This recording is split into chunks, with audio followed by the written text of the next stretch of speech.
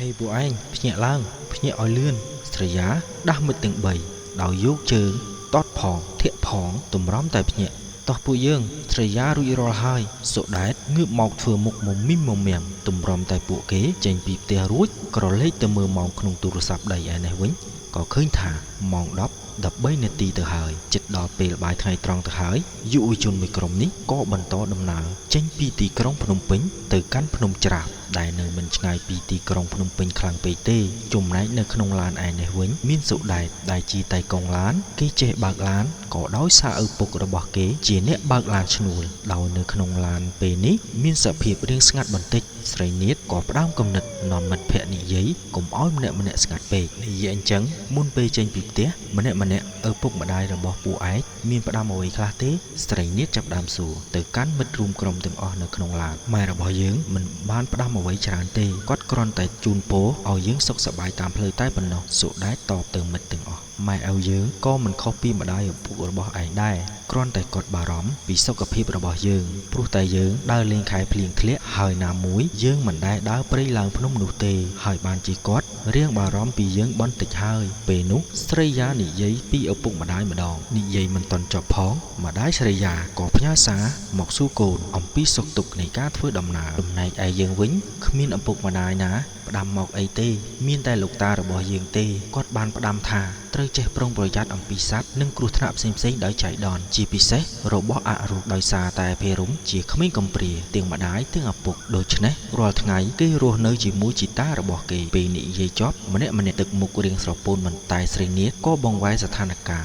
មករៀបរាប់ពីខ្លួនឯងម្ដងបើឪពុកម្ដាយរបស់យើងក៏ដូចជាឪពុកម្ដាយរបស់ពួកឯងដែរក៏ប៉ុន្តែយាយរបស់គ្នាបានផ្ដាំមកថាបើដើរព្រៃគាត់ហាមមកថាទី1មាត់ឲ្យមានគម្របកុំមាត់ស៊ីអំបិលប្រហុកទី2កុំកាប់របស់អ្វីលេងផ្ដេសផ្ដាស់ទី3កុំលោភលន់ហើយរបស់អ្វីក៏កុំយកទី4កុំបំពានគាត់ផ្ដាំមកប៉ុណ្ណឹងស្រីនេះនិយាយហើយស្រីយ៉ាក៏បន្តថាហើយចុះឯងជឿអត់គាត់ចាស់អញ្ចឹងហើយគាត់នៅមានគំនិតចាស់កំរិលហើយផ្នែករឿងអបិយជំនឿគ្នាជឿហើយគ្នាក៏គោរពតាមព្រោះគ្រប់យ៉ាងគាត់តែងតែចង់ឲ្យយើងល្អស្រីនាថតបមើលទៅមេឃថ្ងៃនេះស្រឡះល្អណាស់មិនដូចរដងភ្លៀងជោកចំផ្លូវស្រីនាថបង្ហើរសម្ដីម្នាក់ឯងពួកគេក៏សន្ទនាចប់ត្រឹមនេះក្រឡេកទៅមើលភេរមឃើញគេដេកលក់បាត់ជិះកាន់តែយូរក៏ចេញឆ្ងាយផុតពីរាជធានីភ្នំពេញមកលើផ្លូវជាតិរថយន្តចេះតែបន្តទៅមុខជិះកាត់ព្រៃភ្នំវាលស្រែបឹងដែលមានផ្កាឈូកពេញព្រាបនឹងមាត់បឹងមើលទៅគួរឲ្យគយគន់បុទុំបុផាខំប្រឹងដោះលូតលាស់ឡើងយ៉ាងលំបាកចេញពីភក់ជាប់ពេលខ្លះក៏ដុះចេញពីដីដ៏ប្រេះក្រហែងរឹងស្ទើរសឹងគប់នឹងបែកក្បាលតែដើមឈូកមិនរុញរាឡើយនៅតែប្រឹងលូតបន្តទៅមុខទៀតនៅពេលចុងក្រោយក៏ទទួលបានលទ្ធផលចេញពីការខិតខំប្រឹងប្រែងដោយបញ្ចេញនូវភាពស្រស់ស្អាតនិងសេចក្តីថ្លៃថ្នូរដែលចេញមកពីការខិតខំប្រឹងប្រែងចំណែកជីវិតមនុស្សយើងក៏ដូចគ្នាអញ្ចឹងដែរការដែលខិតខំប្រឹងប្រែងនោះលទ្ធផលនៅថ្ងៃក្រោយនឹងបានខុសប្រសើរដូចនឹងការព្យាយាមពេលនេះនៅក្នុងរថយន្តវិញអ្នកខ្លះមិនទាន់គេងទេស្រីយ៉ាកំពុងតែបិទភ្នែកសន្សឹមបណ្ដែតអារម្មណ៍ទៅតាមអត្ថន័យនៃបទចម្រៀងរីឯភ្នែករំពេចមើលទៅកាន់ទេសភាពតាមដងផ្លូវកំពុងតែមើលទេសភាពតាមដងផ្លូវស្រាប់តែប្រទះភ្នែកនឹងព្រះសង្ឃមួយអង្គកំពុងតែដើរបិណ្ឌបាតតាមផ្លូវតែមួយអង្គឯងក្រោមពន្លឺព្រះសុរិយាដ៏ក្តៅក្រហែងដេកគុណនិមន្តក្នុងកាយវិការអោបាតហើយអោនព្រះភ័ក្ត្រចុះនិមន្តដើរយ៉ាងលឿនប្រហែលជាបន្តិចក្រោយមកឡានក៏ជិះហួសទៅស្រីយ៉ាមិនបានចាប់អារម្មណ៍នៅអ្វីច្រើនទេរួចក៏ស្ដាប់ចម្រៀងបន្តទៀតមួយសន្ទុះក្រោយមកស្រីយ៉ាក៏ឃើញព្រះសង្ឃអង្គនោះនិមន្តដើរខាងក្រោយឡានរបស់គេក្នុងកាយវិការអោបាតហើយអោនមុខចុះនិងនិមន្តញាប់ប្រហែលចម្ងាយ12ជំហានពីឡានស្រីយ៉ាសម្លឹងមើលលោកតាមកញ្ចក់ឡានយូរទៅក៏ឃើញលោកងើបមុខឡើងហើយញញឹមចេញធ្មេញមាត់រយះឡើងចង់ដល់គុំត្រចៀកហើយឈាមមុខរលេះរលួយចេញខ្ទុះនិងមានដង្កូវកំពុងតែចោះស៊ីកន្លែងរលួយដល់សាច់មិនតែប៉ុណ្ណោះនៅមានឈាមហូរជាប់ស្បង់ជាមួយនឹងក្របភ្នែកដែលលៀនចេញមកក្រៅស្លែ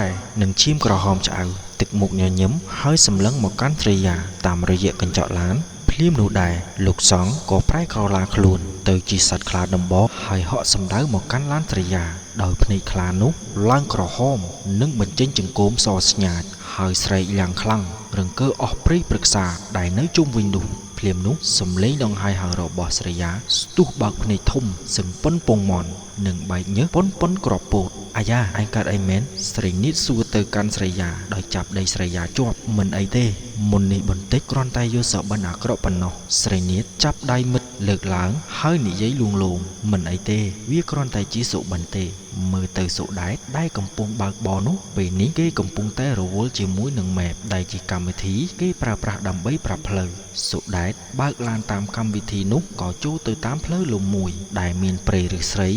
នៅតាមដងផ្លូវជាមួយនឹងព្រៃស្ដុកជិះចូលកាន់តែយូរក៏ចូលទៅកាន់ព្រៃកាន់តែជ្រៅពេលចូលជ្រៅអាកាសធាតុក៏ចាប់ផ្ដើមប្រែប្រួលនិងកាន់តែត្រជាក់ហើយឥឡូវនេះយើងដល់ទីណាហើយហេតុអ្វីបានជាគ្មានឡានម៉ូតូមួយអញ្ចឹងស្រីនាថចាប់ផ្ដើមសួរទៅសុដែតខ្ញុំមិនដឹងដែរព្រោះខ្ញុំជិះតាម map ដែលចង្អុលប្រាប់យើងណាមួយមកដល់ក្នុងនេះដូចជាផ្លូវលំចូលក្នុងភូមិអញ្ចឹងតែផ្លូវនេះទោះបីជាមើលទៅពេលនេះគ្មានអ្នកណាកំពុងធ្វើចរាចរណ៍ក៏ពិតមែនក៏យើងឃើញមានស្នាមកង់ម៉ូតូ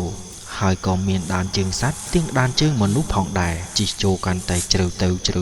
ក៏មកដល់បង្គោលមួយដែលមានគេសរសេរអក្សរថាសូមស្វាគមន៍មកកាន់ភូមិច្រាបសុដែតក៏ងាកមកខាងក្រោយមើលមុខមិត្តហើយក៏ចូលទៅខាងក្នុងភូមិចូលជ្រៅបានបន្តិចគេក៏ឃើញថាក្នុងភូមិមានសភាពអ៊ូអរក្មេងៗកំពុងតែរត់លេងចំណែកឯចាស់ៗវិញកំពុងតែអង្គុយជុំគ្នាពិភាក្សាពីរឿងនេះរឿងនោះគ្រាន់តែឃើញឡានរបស់ពួកយើងដែលជាអ្នកចំណូលថ្មីចូលមកដល់អ្នកទាំងនោះក៏បញ្ឈប់រាល់សកម្មភាពហើយងាកសម្ដៅមកកាន់ពួកយើងក៏ឈប់ចុះទៅសួរចាស់ៗដែលកំពុងអង្គុយជុំគ្នានោះជំរាបសួរអ្នកមីងសូមសួរអ្នកមីងមួយថាផ្លូវនឹងមែនដែលទៅកាន់ភ្នំច្រាបនោះសុដែតលើកដៃជំរាបសួរទៅកាន់អ្នកដែលនៅក្នុងភូមិចាស់លើកដៃថ្វាយព្រះក្មួយផ្លូវទៅកាន់ភ្នំច្រាបនោះគឺផ្លូវនេះហើយតែគេមិនអនុញ្ញាតឲ្យក្មួយបើកឡានចូលទៅនោះទេព្រោះថានៅខាងមុខនេះវាមានផ្លូវពិបាកក្នុងការធ្វើដំណើរក្មួយទៅមុខបន្តិចនឹងដល់ផ្ទះមេភូមិគឺផ្ទះឈើបុរាណពីរខ្នងជាប់គ្នាហើយនៅខាងលើរបងផ្ទះគាត់មានដាក់គ្រោងរលាក្បាលខ្លាទាំងសងខាងពេលទៅដល់គាត់នឹងនាំក្មួយទៅផ្លូវឡើងភ្នំនោះហើយអ្នកមីងគាត់និយាយដោយយកដៃចង្អុលទៅត្រង់បាទអរគុណអ្នកមីងជម្រាបលាអ្នកមីងសុដែតនិយាយលើកដៃសំពះជម្រាបលាព្រមគ្នាជាមួយមិត្តភ័ក្តិ3នាក់ទៀតរួចពួកគេក៏ឡើងឡានបន្តទៅមុខទៀតបានបន្តិចសុដែតក៏ជន់ហ្វ្រាំងឈប់នៅមុខផ្ទះឈើបុរាណដែលមាន2ជាន់នៅជុំវិញផ្ទះពោពេញទៅដោយដើមឈើតូចធំបែកមេឃមកលុបសាខានៅលើបង្គោលរបងធំទាំងសងខាងមានដាក់តាំងគ្រោងឆ្អឹងរលាក្បាលសត្វខ្លាបន្ទាប់មកពួកគេក៏បើកឡានចូលទៅកាន់ផ្ទះនោះគ្រាន់តែឈប់ឡានភ្លាមក៏ឃើញបុរសចំណាក់ម្នាក់ស្ថិតក្នុងសម្លៀកបំពាក់ពណ៌សមួយឈុតនិងមានពាក់ខ្សែកអង្កាំធំចេញមកស្វាគមន៍ពួកគេទាំង4ក៏ចុះពីលើឡានមកជម្រាបសួរបុរសចំណាក់ម្នាក់នោះជម្រាបសួរលោកអ៊ំយុវជនទាំង4នាក់លើកដៃសំពះស្មើគ្នាបាទលើកដៃថ្វាយព្រះក្មួយពួកក្មួយមកនេះចង់ឡើងភ្នំច្រាបមែនទេចាលោកអ៊ំពួកខ្ញុំមកនេះចង់ឡើងទៅគេងនៅលើនឹងមួយយប់ពីរយប់នឹងណាអ៊ំអូបាទបើអញ្ចឹងស្គាល់ឈ្មោះអ៊ំសិនទៅអ៊ំមានឈ្មោះថាណេងជាមេភូមិនៅទីនេះហើយបើចង់ទៅលើភ្នំក្មួយត្រូវទុកឡាននៅផ្ទះអ៊ំព្រោះថាគេមិនអោយឡានចូលនោះទេព្រោះផ្លូវពិបាកធ្វើដំណើរណាស់ចំណែកខែនេះជាខែវស្សាផងណាមួយផ្លូវក្តីក្រហមហើយមានក្រឡុកធំឥឡូវក្មួយនៅសម្រាប់បាយផ្ទះអ៊ំសិនទៅបន្តិចទៀតសឹមឡើងទៅបាទលោកអ៊ំពួកគេទាំង4ឆ្លើយព្រមគ្នាអ្នកទាំង4អង្គុយនៅលើគ្រែឈើក្រោមម្លប់ដើមស្វាយពីខាងមុខចណ្ដាលឡើងផ្ទះចំណែកឯអ៊ំនេងកំពុងតែរៀបចំអាហារសម្រាប់ទទួលអ្នកចំណូលថ្មីគេកំពុងហូបបាយចំណែកឯអ៊ំនេងវិញអង្គុយជក់បារីនៅជុំវិញជាមួយពួកគេអ៊ំនេងជក់បារីចេះតែមើលមុខរបស់ស្រីយ៉ាធ្វើឲ្យស្រីយ៉ានឹកឆ្ងល់ក្នុងចិត្តតែក៏មិនហ៊ានសួរនាំគាត់អ្វីច្រើនដែរស្រីស្រស់ក៏បន្តញ៉ាំបាយទាំងផ្ទុកចម្ងល់ក្នុងចិត្តរួចរាល់ពីអាហារថ្ងៃត្រង់ហើយអ៊ំនេងដែលអង្គុយនៅក្បែរនោះក៏ហើបមាត់និយាយថាឆ្អែតហើយមែនទេក្មួយហើយឆ្ងាញ់ទេអ៊ំនេងសួរទៅកាន់ពួកគេបាទលោកអ៊ំឆ្អែតហើយអ៊ំហើយឆ្ងាញ់ទៀតតែប៉ុននេះមានកម្លាំងពេញតែម្ដងហើយដើម្បីឡើងទៅលើភ្នំសុដែតតបទៅអ៊ំប្រុសវិញពួកខ្ញុំអរគុណលោកអ៊ំច្រើនសម្រាប់អាហារមួយពេលនេះស្រីនាថនិយាយហើយមិត្តទាំងអស់គ្នាក៏លើកដៃសំពះទៅកាន់អ៊ំនេងមិនអីទេក្មួយនេះជាភារកិច្ចរបស់អ៊ំទេក្នុងការទទួលស្វាគមន៍អ្នកចំណូលថ្មីនោះគាត់និយាយចប់ហើយក៏លើកដៃចង្អុលមកស្រីយ៉ាអ៊ំឃើញក្មួយស្រីមុខស្រអាប់គ្មានរស្មីពន្លឺរាស្រីធ្លាក់ចុះក្នុងឆ្នាំនេះក្មួយស្រីតើក្មួយស្រីកើតឆ្នាំអ្វីចាអ៊ំ ខ្ញុំកើតឆ្នាំខាលអ៊ំនេងឧទានតិចហើយចាប់បិទភ្នែករាប់ដៃចំណែកមាត់វិញនិយាយតិចដោយបញ្ចេញសំឡេងឆ្នាំនេះឆ្នាំកុលឆុងនឹងខាលក្មួយត្រូវប្រុងប្រយ័ត្នខ្លួនមិនត្រូវទុកចិត្តនរណាម្នាក់ឡើយជាពិសេសអ្នកដែលមិនដែលស្គាល់ពីមុនមកចាអ៊ំអរគុណអ៊ំស្រីយ៉ាលើកដៃសំពះលោកអ៊ំជាគ្រូទាយមែនទេស្រីនាថសួរទៅកាន់អ៊ំនេងអ៊ំមិនមែនជាគ្រូទាយអីទេគ្រាន់តែចេះស្នងពីឪពុករបស់អ៊ំទេត្រឹមតែអាចជួយអ្នកភូមិបានមួយពេលគ្រាមានបញ្ហាតែប៉ុណ្ណោះចាអ៊ំអាចជួយមើលរាសីឲ្យខ្ញុំបានឬទេមិនអីទេអ៊ំអាចជួយបានតែពួកក្មួយឡើងមកលើផ្ទះអ៊ំមកចាអ៊ំស្រីនាថតបទៅកាន់អ៊ំនេងវិញហើយក៏ឆ្ងល់ក្នុងចិត្តដែរថាឲ្យពួកគេឡើងទៅខាងលើធ្វើអ្វីពួកគេបានឡើងទៅលើផ្ទះហើយក៏ឃើញអ៊ំនេងកំពុងអង្គុយនៅទល់មុខអាសនៈមានកម្ពស់12ថ្នាក់ដោយមានបាយសី12ជាន់ដូចគ្នាជាមួយនឹងរូបបដិមាករទាំងព្រះពុទ្ធនិងបែរព្រហ្មញ្ញសាសនាមានក្រាលជាមួយនឹងស្បែកសត្វខ្លាពីក្រោមមានតាំងពីអំបោះសនិងក្រហមទៀនក្រមួនសូនជារូបមនុស្សខ្មុកនិងរូបខ្លាអ្វីដែលចម្លែកនោះឃើញមានថាលលាក្បាលសត្វខ្លាធំមានជាប់ជាមួយនឹងស្បែកបន្តិចដោយដាក់ពីលើជើងពៀនមកអង្គុយចុះមកក្មួយហើយអ្នកណាគេចង់មើលមុនគេខ្ញុំលោកអ៊ំមកហុចដៃមកអ៊ំមើលឲ្យស្រីនាថហុចដៃទៅឲ្យអ៊ំនេងហើយគាត់ក៏ចាប់ដៃស្រីនាថមើលហើយក៏សួរពីថ្ងៃខែឆ្នាំកំណើតរបស់នាងឆ្នាំរបស់ក្មួយជាឆ្នាំល្អត្រូវធៀបជាមួយឆ្នាំនេះរិស័យក្មួយឡើងខ្ពស់ត្រដែតឥតមានអ្វីមកបៀតបៀនបានឡើយក៏ប៉ុន្តែត្រូវថែរក្សាខ្លួនដែរពីមនុស្សដែលខ្លួនមិនដែលស្គាល់ពីមុនកុំសូវទុកចិត្តគេពេកអ៊ំនេងមានប្រសាសន៍ចុះក្មួយប្រុសខាងនោះ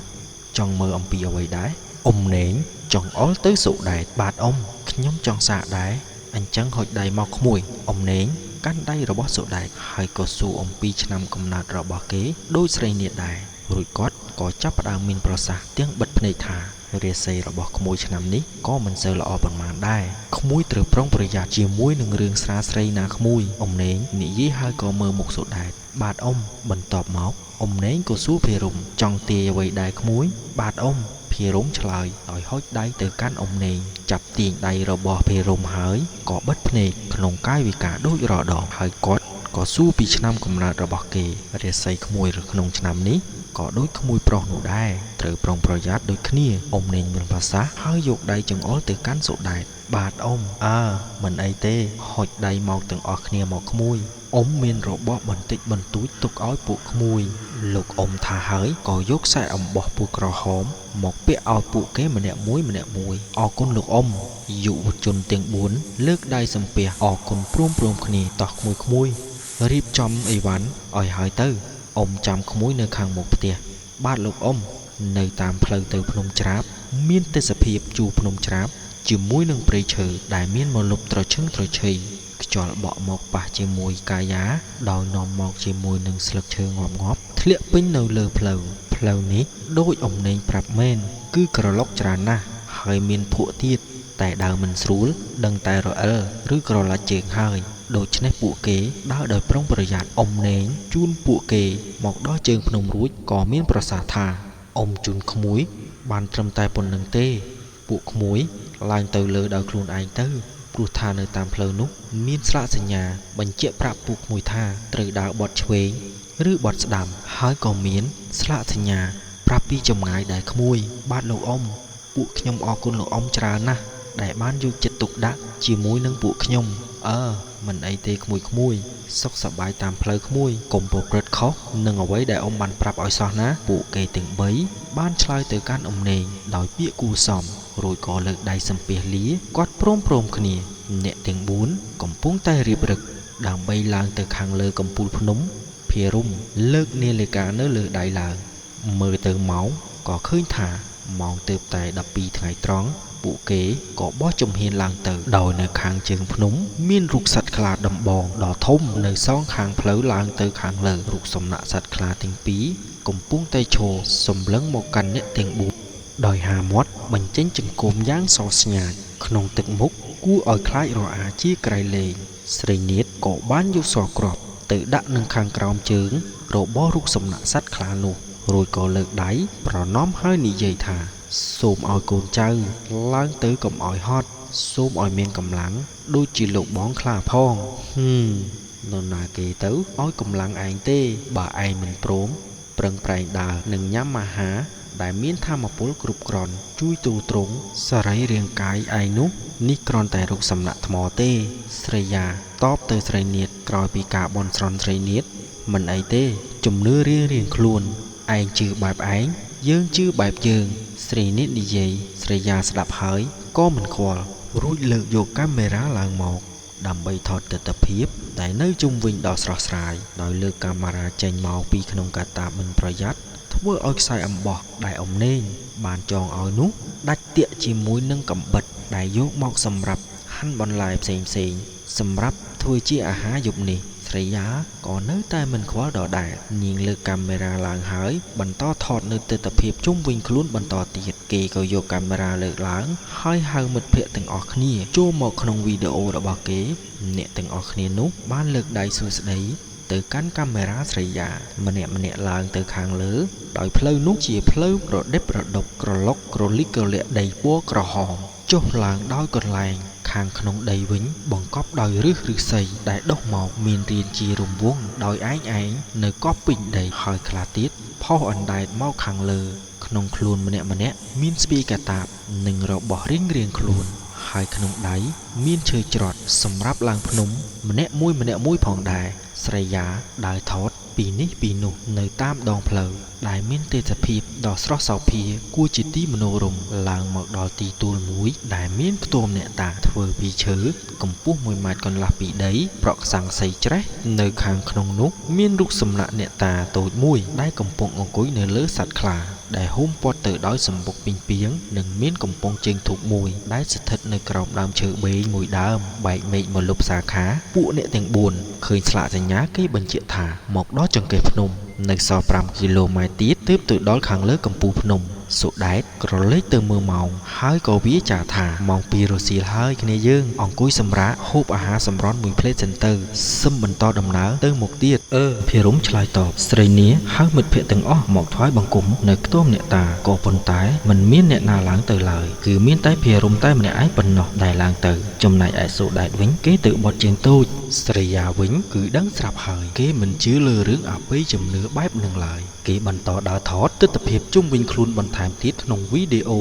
ដំណើរកំសាន្តរបស់គេសុដែតគេបត់ជើងរួចហើយរៀបនឹងត្រឡប់មកវិញគេក៏ភ្ញាក់បន្តិចព្រោះគេចន់លើកំពង់ជើងធូបដែលមានរូបចម្លាក់សត្វខ្លាតូចមួយនៅជិតនោះដែររបស់ទាំងនោះគេដាក់សែននៅនឹងដីផ្ទាល់តែម្ដងសុដែតរៀងភ្ញាក់ខ្លួនបន្តិចហើយក៏ធ្វើរឹកជាធម្មតាវិញគេដើរចេញពីកន្លែងទីនោះជាធម្មតាតែអ្វីដែលមិនធម្មតានោះមើលទៅខាងក្នុងព្រៃឃើញមានពន្លឺពណ៌ក្រហមព្រាលប្រៀបដូចជាកែវភ្នែកកំពុងតាមសម្លឹងមើលដំណើររបស់សុដែតមិនឈប់តែសុដែតមិនទទួលបានអារម្មណ៍អ្វីចម្លែកឡើយហើយគេក៏ដើរចេញទៅបាត់លុះសម្រាករួចហើយពួកគេក៏បន្តដំណើរទៅមុខទៀតដើរកាន់តែយូរក៏បានឡើងទៅដល់កំពូលភ្នំដោយជោគជ័យពួកគេទាំង4នាក់ឡើងមកដល់ខាងលើក្នុងសភាពហត់និងទន់ដៃទន់ជើងអស់ហើយតែស្រីយ៉ាមើលទៅដូចជាមានកម្លាំងធម្មតាពិតជាមានរាងកាយរឹងមាំមែនឃើញបែបនេះក៏នឹកដល់ពាក្យសម្ដីដែលស្រីនាថកំពុងបន់ស្រន់សុំកម្លាំងពីរូបសំណាកសត្វខ្លានោះពួកគេ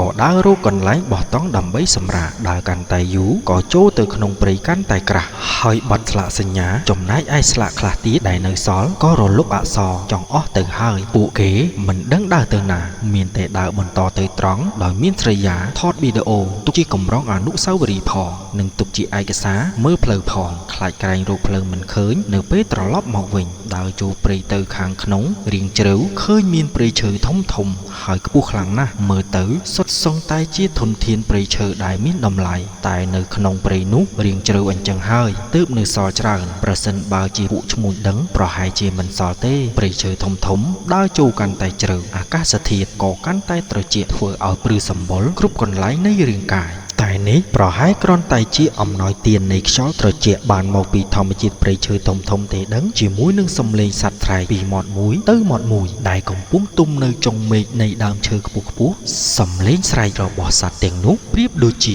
ការទទួលស្វាគមន៍អ្នកចំណូលថ្មីដែលមកលេងទីនេះអញ្ចឹងដើរបានរៀងឆ្ងាយបន្តិចក៏ឃើញមានទីតាំងមួយដែលសមរម្យសម្រាប់ការបោះតង់ព្រោះនៅជិតនោះប្រហែលជា30ម៉ែត្រមានទឹកអូរដែលហូរកាត់ភ្នំហើយទឹកមើលទៅថ្លាឆ្វេង អាចយកជំនួសធ្វើជាកញ្ចក់ឆ្លុះមុខបានពួកគេចែកការងារគ្នាធ្វើរៀងខ្លួនដែលកន្លែងពួកគេនោះរៀងវាលដោយគេជ្រើសរើសមកបោះតង់នៅពយនៃកំពូលភ្នំបើសម្លឹងមើលទៅខាងមុខឃើញផ្ទៃមេឃល្វឹងល្វើយលាយឡំជាមួយនឹងពពកផ្ទៃមេឃពណ៌ខៀវហើយខ្យល់បក់មករំភើយធ្វើឲ្យត្រជាក់ស្ទើររឹងខ្លួនទៅហើយនៅជុំវិញទីនោះមានដើមឈើធំហើយខ្ពស់មិនសូវមានដើមឈើតូចឡើយព្រៃស្ដុកក្រាស់ព័ទ្ធទៅដោយវល្លិរវីមរវាងពេញដីនិងពេញដើមឈើប្រសិនជាយើងដើរមិនបានមើលក្រោមអាចនឹងទាក់ជើងដួលក៏ថាបានដែរព្រោះវល្លិក៏ធំណាស់វល្លិខ្លះសឹងតែបិណ្ឌផ្លូវមនុស្សពេញវ័យទៅហើយរៀបចំតង់រួចអស់ហើយម្នាក់ក៏រៀបចំធ្វើម្ហូបម្ដងពួកគេយកម្ហូបដែលមានស្រាប់និងគ្រឿងសមុទ្រដែលបានប្រឡាក់គ្រឿងដោយដោតចង្កាក់រួចជាស្រេចសម្រាប់អាំងយប់នេះនៅមានសាច់គោដែលនៅបង្កក់ទុកនៅក្នុងកូនធុងទឹកកកជាមួយនឹងទឹកនិងភេសជ្ជៈផ្សេងទៀតសុដែតនិងភេរមជាអ្នកទៅរកអុសដើម្បីទុកបង្កាត់ភ្លើងស្រីយ៉ានិងស្រីនាថជាអ្នកធ្វើម្ហូបនិងដាំបាយសម្រាប់អាហារពេលល្ងាចនេះស្រីនាថលាងសាច់គោដែលបានដាក់បង្កក់នោះនៅពេលរលាយទឹកកកអស់គេបានលាងសាច់គោដែលមានពណ៌ក្រហមឆ្អៅរំលេចចេញនៅក្លិនឆ្អាបនិងដីប្រឡាក់ដោយពណ៌ក្រហមដោយសារឈាមគោស្រីយ៉ាវិញនៅពេលអុសមកដល់ក៏ចាប់ផ្ដើមបង្កាត់ភ្លើងនោះណាគេថាគុនពៅមិនចេះធ្វើអីនោះយ៉ាងណាក៏ចេះបង្កាត់ភ្លើងឲ្យបានឆេះដែរតាលុះធ្វើការតាមទូនាទីរៀងខ្លួនរួចមេឃក៏ប្រែជាងងឹតបន្តិចម្ដងរហូតដល់អស់ពន្លឺព្រះអាទិត្យនៅក្រោមពន្លឺព្រះច័ន្ទនារដូវវស្សាចលត្រជាក់បក់មករំភើយប៉ះជាមួយនឹងកាយាធ្វើឲ្យព្រឺសម្បុរស្ទើរតែពេញរាងកាយទៅហើយនៅលើភ្នំបែបនេះផងធ្វើឲ្យចុងដៃចុងជើងស្ទើរតែកកទៅហើយយុវជនទាំង4កំពុងតែអង្គុយជុំវិញភ្នក់ភ្លើងដោយមានអាំងសាច់ចង្កាក់ហើយបង្ហើរក្លិនយ៉ាងឈ្ងុយតាមផ្សែងដែលហោះហើរកាត់តាមស្បែកអន្តកាលស្រីយ៉ាញាប់ដៃជើងអាំងសាច់ឯអ្នកទាំង3នោះកំពុងតែអង្គុយចាំម្ហូបមកដល់មិនយូរប៉ុន្មានស្រីយ៉ាក៏អាំងសាច់រួចរាល់ក្រឡេកមើលនៅលើតុនេះវិញមានម្ហូបពីរមុខសុទ្ធតែទំនងមានសាច់ចង្កាក់សម្លស្ងោរជ្រក់សាច់គោនិងបាយមួយឆ្នាំងអាហារពេលល្ងាចជុំគ្នាជាមួយនឹងទេសភាពស្អាតបែបនេះហើយអាកាសធាតុត្រជាក់បែបនេះទៀតពិតជានាំមកនៅអនុស្សាវរីយ៍ដ៏ល្អនៅក្នុងជីវិតដែលពួកយើងទាំងអស់គ្នាមិនអាចបំភ្លេចបានពួកគេញ៉ាំបាយទាំងមានក្តីសុខព្រោះឡើងភ្នំហត់ហើយនៅរៀបចំធ្វើម្ហូបនិងកន្លែងសម្រាប់ទៀតគឺពិតជាធ្វើឲ្យពួកគេមានសេចក្តីសុខមែនពេលបានបាយមួយម៉ាត់ចូលក្នុងមាត់បែបនេះពិតជាមានក្តីសុខមែនទែនបន្ទាប់ពីអាហារពេលល្ងាចរួចមេឃក៏ចាប់ផ្ដើមងងឹតខ្លាំងទៅដោយបំភ្លឺមកវិញនៅពន្លឺពីភ្នក់ភ្លើងនិងពន្លឺព្រះច័ន្ទនាយប់ខែរនោចស្រីនាថកំពុងតែឆុងតែសម្រាប់អ្នកទាំងអស់គ្នាក្រោយពីរួចអាហារពេលល្ងាចឆុងតែដោយមានការកំដរពីសុដែតដែលអង្គុយនិទានរឿងខ្មោចឲ្យម្នាក់ស្ដាប់យ៉ាងជក់ចិត្តហើយធ្វើឲ្យមានអារម្មណ៍ខ្លាចកើតឡើងស្រីនាថមកអង្គុយជុំគ្នាវិញហើយហុចតែឲ្យម្នាក់មួយកែវរឿងដែលសុដែតនិទានគួរឲ្យខ្លាចទើបធ្វើឲ្យអ្នកទាំង3ដែលកំពុងតែអង្គុយស្ដាប់នោះព្រឺសម្បុរគីងគក់ចំណែកឯស្រីនាថវិញអង្គុយនាងតែងាកក្រោយរហូតព្រោះនាងមានអារម្មណ៍ថាដូចជាមានអ្វីកំពុងតែសម្លឹងមើលមកនាងគ្រាន់តែឮសំឡេងភ្លាមសុដែតបិទមាត់ឈប់និទានបន្តភ្នែកទាំង4គូចាប់ផ្ដើមបែររកគ្នាដោយម្នាក់បើកភ្នែកធំហើយក៏ប្រឹងស្ដាប់សំឡេងនោះឮសំឡេងម្ដងនេះភ្លាមពួកគេក៏ងាកទៅខាងក្រោយខ្នងស្រីនាថភ្លាមហើយស្រីយ៉ាក៏អើតមើលគ្មានឃើញអ្វីទេគ្រាន់តែបង្គាបមែកឈើវាពុកផុយហើយធ្លាក់មកប៉ះនឹងស្លឹកឈើងាប់តែប៉ុណ្ណោះស្រីយ៉ាក៏និយាយហើយក៏អង្គុយចុះវិញឃើញថាគ្មានអ្វីពួកគេក៏នាំគ្នាស្ដាប់សុដែតនិទានរឿងបន្តសកម្មភាពទាំងអស់នេះពិតជាមិនរួចផុតពីកាមេរ៉ារបស់ស្រីយ៉ាឡើយបញ្ចប់ការនិទានរឿងម្នាក់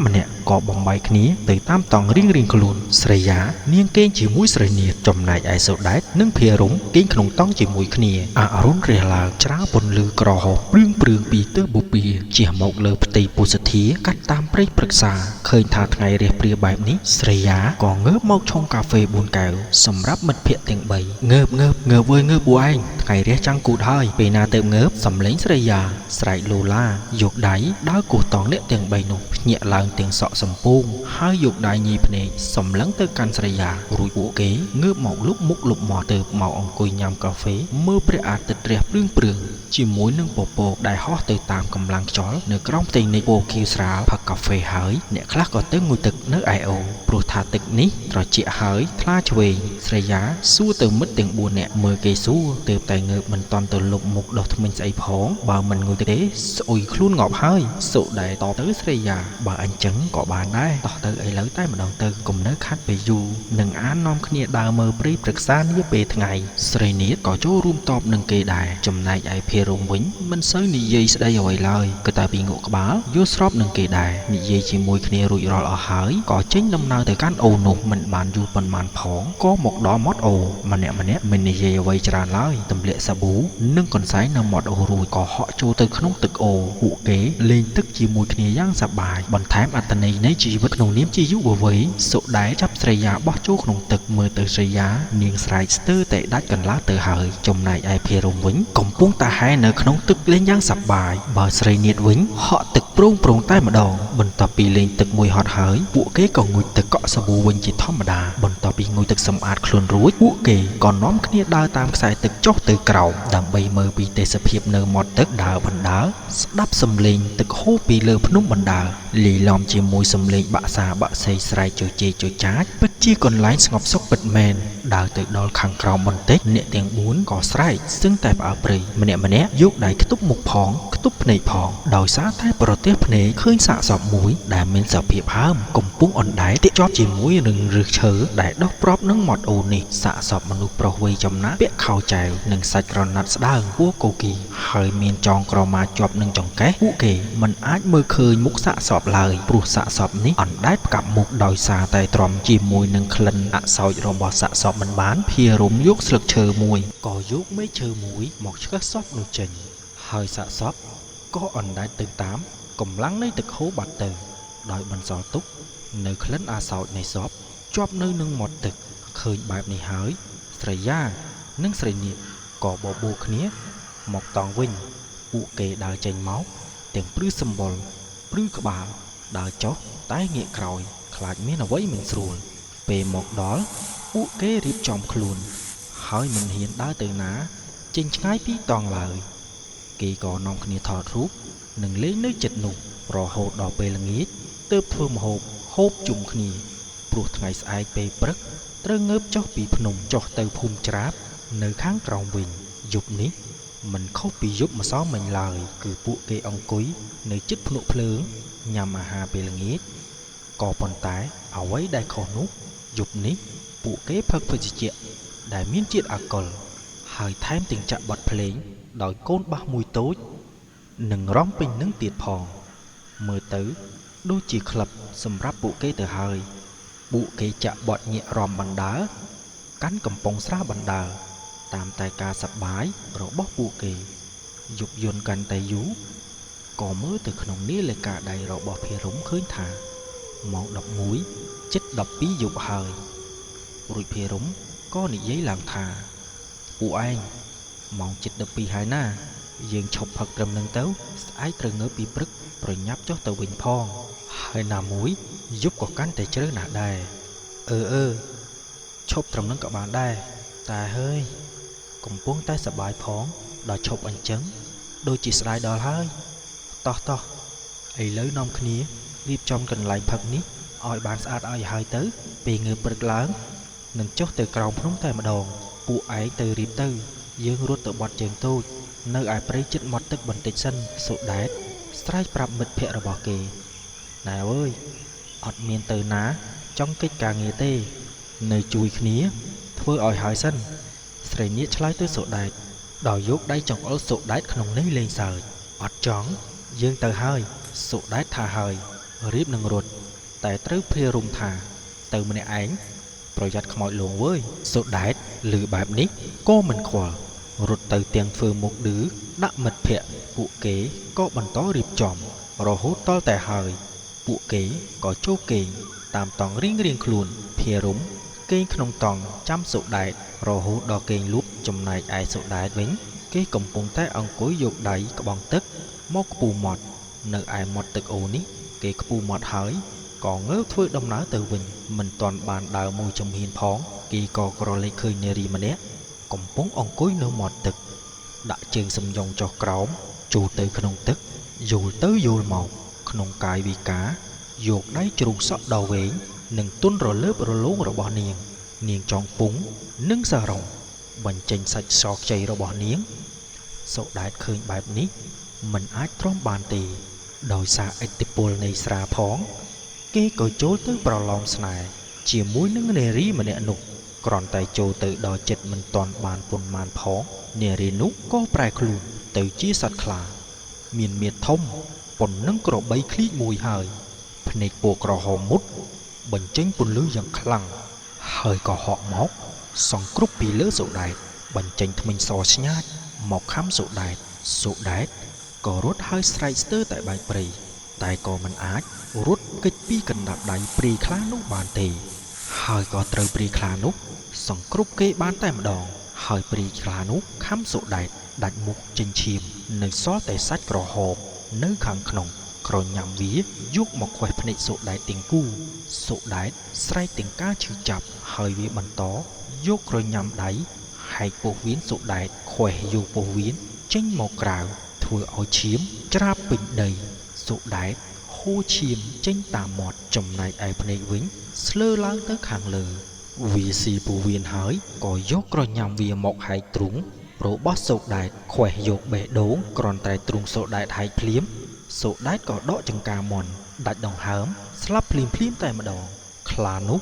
ស៊ីបេះដូងហើយក៏ស៊ីគ្រឿងក្នុងរបស់សូដែតខ្ទេចខ្ទីគ្មានសល់អ្វីដែលសំខាន់នោះវាក៏បានខ្វេះអវយវៈអាចកំបាំងរបស់សូដែតចេញមកក្រៅក៏ប៉ុន្តែវាមិនស៊ីឡើយបានមួយសន្ទុះវាក៏រត់ចូលទៅក្នុងព្រៃស្ដុកដល់ងងឹតហុំព័ទ្ធទៅដោយស្បៃអន្តកាលបាត់ទៅបន្សល់ទុកនៅសាកសពរបស់សូដែតដែលគ្មានគ្រឿងក្នុងដេកស្ដោកស្ដឹងនៅលើកំរាលឈាមដល់ក្រហមឆ្អៅនៅកន្លែងគេងឯនេះវិញឮតែសំឡេងឆ្កែព្រៃលូឥតឈប់ឈរទើបធ្វើឲ្យភារំភ្ញាក់ងើបឡើងទាំងមមីមើមគេមើលឆ្វេងដៃមិនឃើញសូដែត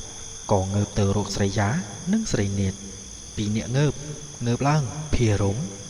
ហៅមិត្តទាំងពីរដោយយកដៃគោះតង់ស្រីយ៉ានិងស្រីនាថឮហើយក៏ស្រវេស្រវាងើបរូតតង់ហើយក៏សួរភារំថាហើយថៃមានការអីទិញកណ្ដាលយប់អាត្រៀតនឹងអាដែតមិនតន់ឃើញវាមកវិញទេមិនដឹងថាវាទៅណាទេនេះយប់ជ្រៅហើយណាឥឡូវយើងគិតយ៉ាងម៉េចទៅរកវាឥឡូវឬក៏ចាំភ្លឺស្រីនាថក៏សួរទៅមិត្តទាំងពីរឈួតទៅរកឥឡូវនឹងហើយនេះជីវិតមនុស្សណាស្រីយ៉ាតបទៅកាន់ស្រីនាថតោះកុំនៅប្រកែកគ្នាយូរតែឈប់សិនយើងទៅរកសូដែតនៅឯណាបើយើងមិនដឹងថាគេទៅណាផងនឹងស្រីយ៉ាសួរនៅពេលដែលពួកយើងកំពុងតែរៀបចំកន្លែងផឹកនោះគេប្រាប់ថាគេទៅបត់ជើងតូចនៅឯព្រៃជិតមាត់អូភារំតបស្រីយ៉ាអញ្ចឹងតោះកុំនៅយូរយើងចូលទៅយកទូរស័ព្ទសិនស្រីយ៉ាប្រាប់មិត្តទាំងពីរហើយចូលទៅយកទូរស័ព្ទក្នុងតង់ពួកគេទាំង3នាក់ធ្វើដំណើរទៅតាមផ្លូវទៅអូដោយមានព្រៃអមទាំងសងខាងព័ទ្ធទៅដោយស្បៃអន្តកាលដែលកំពុងតែហោះហើរពេញបរិយាកាសធ្វើឲ្យម្នាក់រងាស្ទើររឹងខ្លួនដើរបណ្ដើរស្រែកហៅឈ្មោះសូដែតបណ្ដើរដោយមានទូរស័ព្ទរបស់សីយ៉ាបើកពិលបញ្ចាំងពន្លឺនៅតាមផ្លូវសូដែតឯនៅឯណាសូដែតសំឡេងស្រែកហៅមិត្តកងរំពងពេញព្រៃពួកគេក៏បន្តដំណើររហូតទៅដល់មាត់ទឹកអូដើរតាមខ្សែទឹកចុះទៅក្រោមដើរមកដល់ខាងក្រោមបន្តិចស្រាប់តែស្រីនាថទន់ខ្លួនដួលស្រែកយំយូរបើភារំវិញស្លុតចិត្តបើកភ្នែកធំគៀងនៅមួយកន្លែងនិយាយអ្វីមិនចេញឡើយស្រីយ៉ាឈរខ្ទប់មាត់សម្រក់ទឹកភ្នែកទាំងភាពឈឺចាប់ព្រោះឃើញសាកសពរបស់សូដែតដេកស្ដុកស្ដឹងដោយគ្មានគ្រឿងក្នុងហើយខ្លួនចំទៅដោយឈាមឃើញហើយនិយាយអ្វីមិនចេញឡើយពួកគេក៏រត់ទៅរកសាកសពរបស់សូដែតភ្លាមស្រីយ៉ានិងស្រីនាថទម្លាក់ខ្លួនអង្គុយជិតសពហើយយំខ្សឹបខ្សួលដោយយកដៃអង្អែលខ្លួនសូដែតដែលសុទ្ធតែឈាមឥតញញើតដៃសូដែតភ្ញាក់ឡើងដឹងខ្លួនឡើងអ្នកណាគេជាអ្នកសម្លាប់មិត្តខ្ញុំចេញមុខមកហេតុអ្វីអ្នកណាក៏ចិត្តខ្មៅសម្លាប់ឯងបែបនេះស្រីយ៉ាយំបណ្ដើរនិយាយបណ្ដើរដោយសំឡេងខ្សឹបខ្សួលភារំឃើញបែបនេះហើយក៏យកដៃមកទាស់ស្មាស្រីយ៉ាទួនដោយសម្រក់ទឹកភ្នែកយ៉ាងសម្ងាត់ស្រីយ៉ាស្រីនាថតោះយើងត្រឡប់ទៅវិញព្រោះអ្វីដែលសម្លាប់សូដែតមិនមែនជារបស់ធម្មតាទេបើមនុស្សសម្លាប់ក៏មិនសមណាមានសភាពបែបនេះដែរប្រកាសជាមានអ្វីដែលកាចសាហាវដូចជាសត្វព្រៃមកសម្លាប់សូដែតនេះហើយដូច្នេះយើងគួរតែទៅវិញហើយរៀបចំអីវ៉ាន់ប្រញាប់ចាក់ចេញទៅព្រោះពួកយើងនៅយូរមិនបានទេភារំនិយាយសំឡេងអ៊ូលទៅកាន់មិត្តស្រីយ៉ានិងស្រីនាថងើបដើរ ទាំងដំណើរទុនដៃទុនជើងមិនចង់ត្រង់ផ្លូវព្រោះនៅអាឡោះអាឡៃជាមួយនឹងមិត្តនៅតាមផ្លូវដើរទៅវិញម្នាក់យំឥតឈប់ឡើយក៏ព្រោះពួកគេមិនអាចយកសាកសពមិត្តមកបានទេគឺមានតែទៅក្រោមសិនសឹមហៅអ្នកភូមិមកជួយសែងសពមកដល់កន្លែងគេងវិញពួកគេរៀបចំអីវ៉ាន់ទាំងទឹកមុខក្រៀមក្រំគ្មានប្រលឹងនៅក្នុងខ្លួនឡើយរៀបចំអីវ៉ាន់ហើយពួកគេក៏ចេញដំណើរទៅតាមផ្លូវដែលធ្លាប់ដើរមកដល់ផ្លូវបងបែកពួកគេមិនចាំថាត្រូវដើរទៅតាមផ្លូវណារួចក៏ឲ្យស្រីយ៉ាយកកាមេរ៉ាមកមើលដើម្បីមើលវីដេអូដែលបានថតផ្លូវនៅពេលដែលពួកគេបានចូលមកដំបូងក៏ប៉ុន្តែកាមេរ៉ាអស់ថ្មហើយនឹងធ្វើមិនទៅ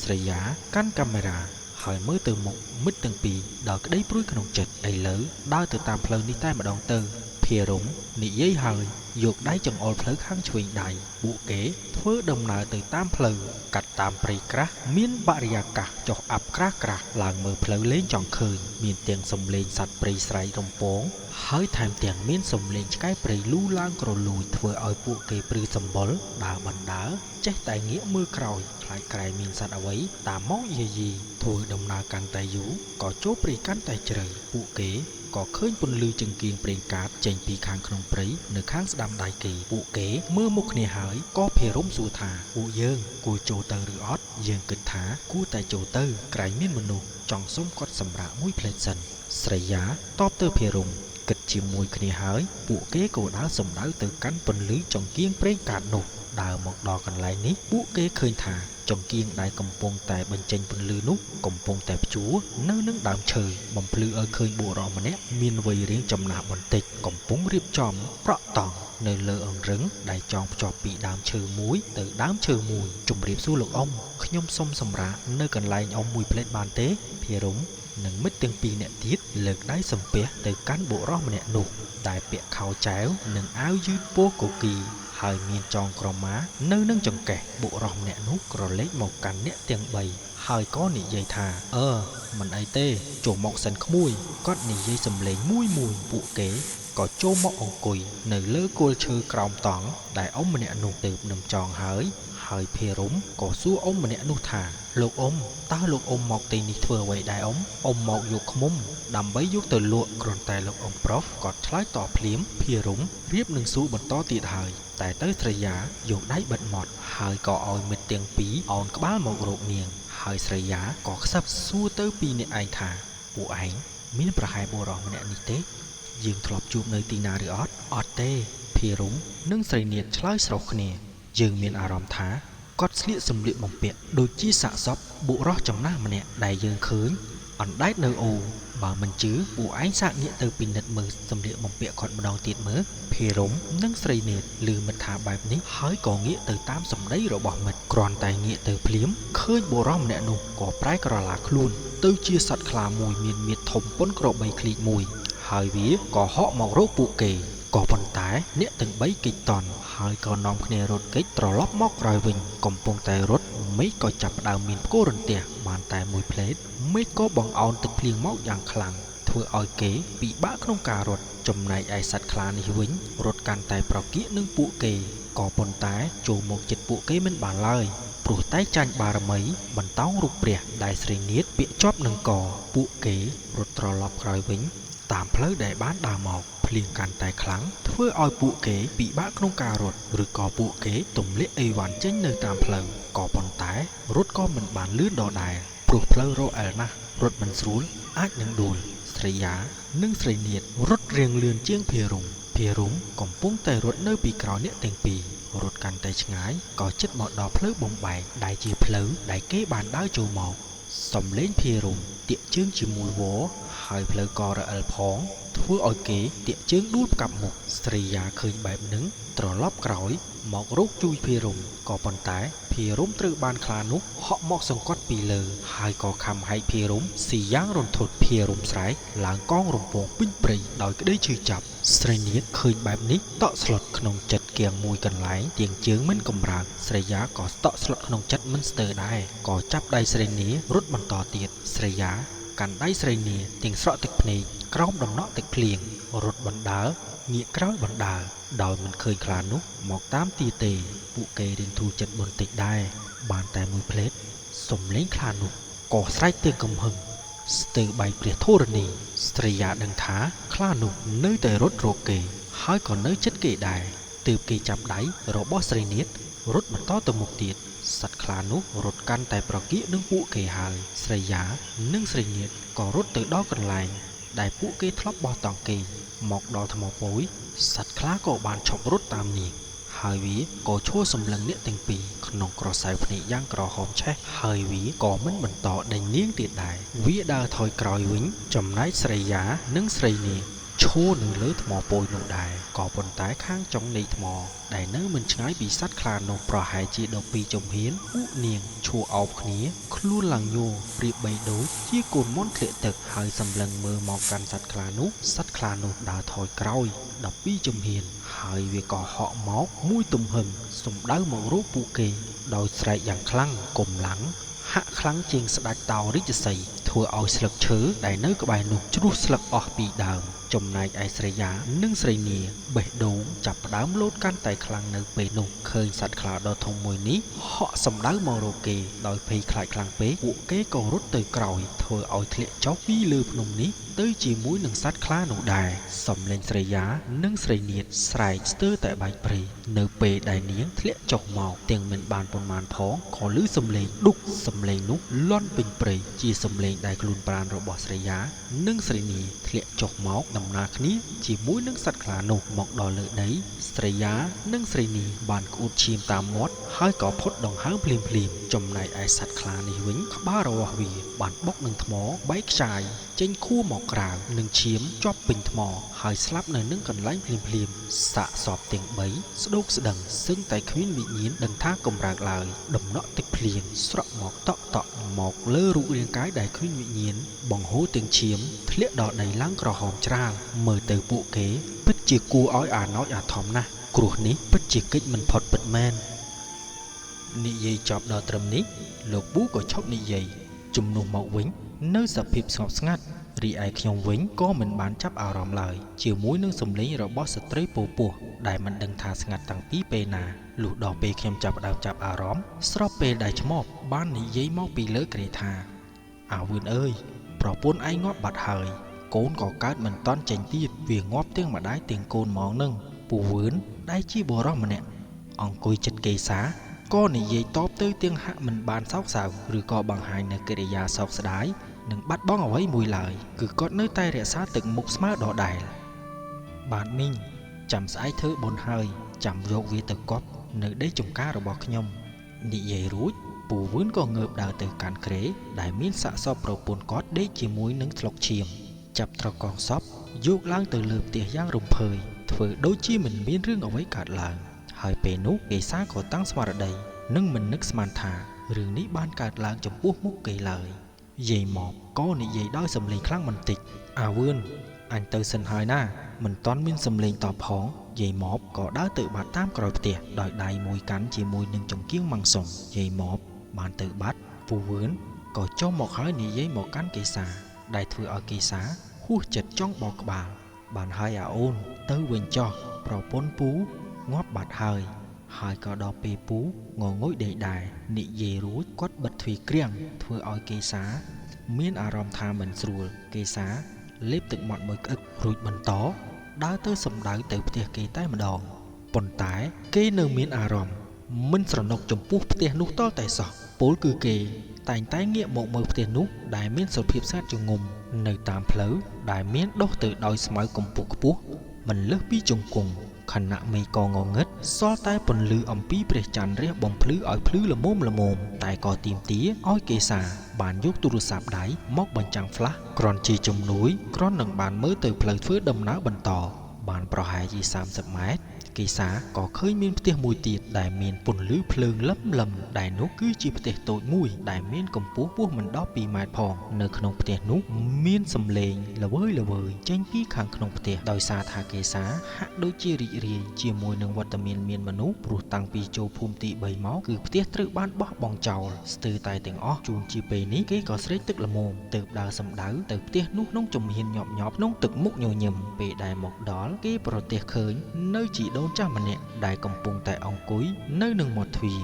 សម្លឹងមកមើលគេក្នុងក្រសែភ្នែកភ្លឹកភ្លឹកតែគេមិនបានចាប់អារម្មណ៍ទេដោយនិយាយទៅកាន់ដូនចាស់នោះថាជំរាបសួរលោកយាយខ្ញុំជាអ្នកស្រុកនេះដែរតែខ្ញុំទើបតែមកពីទីក្រុងភ្នំពេញត្បិតអីបែកស្រុកកំណើតតាំងតែពីតូចជាមួយពុកម៉ែតើយាយអាចឲ្យចៅសុំទឹកហូបមួយផ្តិលបានទេកេសានិយាយដោយមានកាយវិការសំពះជំរាបសួរ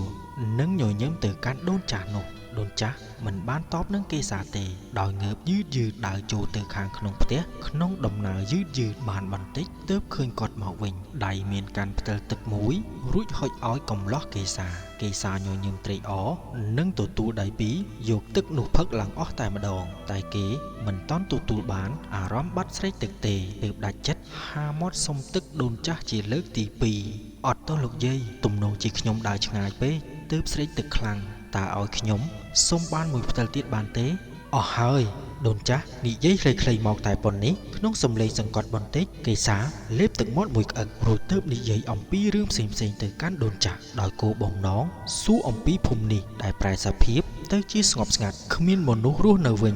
លោកយាយតើលោកយាយនៅម្នាក់ឯងមែនទេដូនចាស់នោះបែរមកមើលកេសានិងនិយាយថាអត់នៅម្នាក់ឯងទេគឺមានគ្នាច្រើនណាស់កេសាខំសម្លឹងមើលទៅក្នុងផ្ទះនិងមើលមួយជុំវិញខ្លួនតែមិនបានប្រទះនឹងអ្នកណាទាល់តែសោះទើបសួរទៅកាន់គាត់បន្តទៀតចុះតើពួកគេទៅណាហើយលោកយាយពួកវាចេញរកស៊ីអស់ហើយកេសាងក់ក្បាលទំនងជាគិតថាគេចេញទៅរកស៊ីស្រុកឆ្ងាយទើបស្ងាត់ភូមិបែបនេះសំឡេងមួយបានបញ្ចេញមកច្បាស់ធ្វើឲ្យកេសា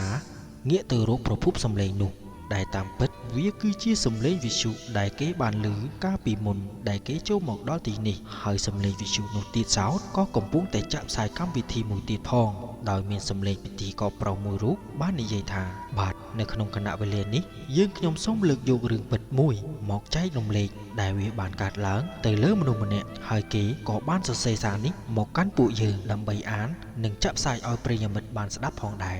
សូមរីករាយស្ដាប់ដូចតទៅកេសារៀបបំរុងនឹងសួរទៅកាន់ដូនចាស់តែដូនចាស់បែរជាយកកូនវិទ្យុនោះមកដាក់ចិត្តនឹងត្រចៀកទំនោរជាចាប់អារម្មណ៍ខ្លាំងទៅលើកម្មវិធីមួយនេះហើយសមនឹងកេសាគេមិនចង់រំខានអារម្មណ៍លោកយាយផងនោះគេក៏អង្គុយនៅកម្មចន្ទើនិងចាំឲ្យដូនចាស់ស្ដាប់ចប់សិនទើបគេចង់សួររឿងបន្តទៀតសំឡេងពិធីករនៃវិទ្យុក៏ចាប់ផ្ដើមធ្វើការអធិប្បាយប្រទីបតៃហោង